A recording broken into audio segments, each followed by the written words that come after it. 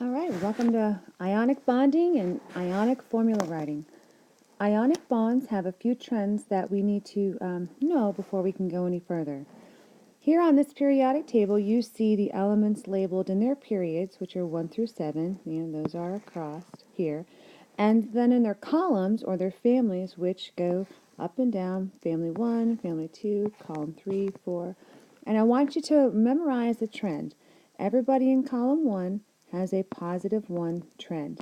Everybody in column 2 has a positive 2 trend. Everybody in column 13 makes 3 plus ions. Column 14 can be 4 positive or minus.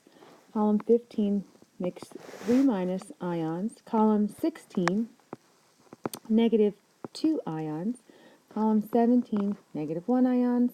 And column 18 has 0 charge. So these guys right here, they're the noble gases, and they do not form bonds.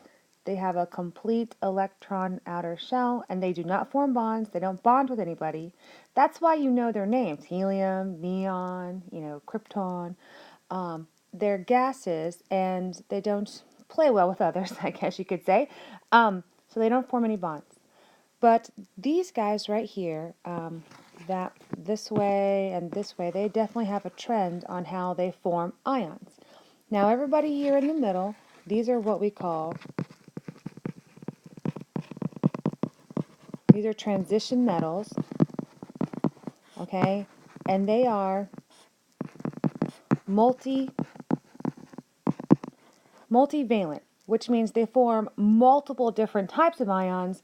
So there's a special way to know that. And so an ionic bond takes place between a positive part and a negative ion. Okay, so there's a positive ion, we call those cations, and there's negative ions, and we call those anions.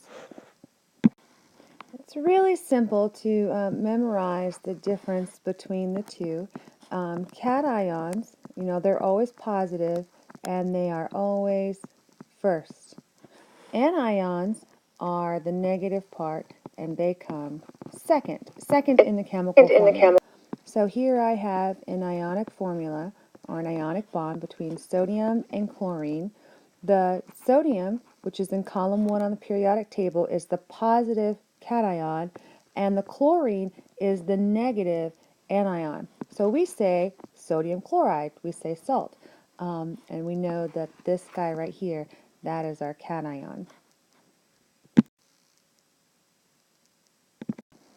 So an ionic bond happens between the positive and the negative ions, and they are what we call a transfer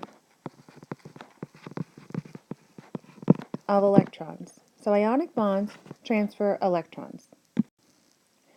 Remember that atoms have a pattern on how they form ions, and it is 1 plus 2 plus 3 plus skip, 3 minus 2 minus 1 minus zip.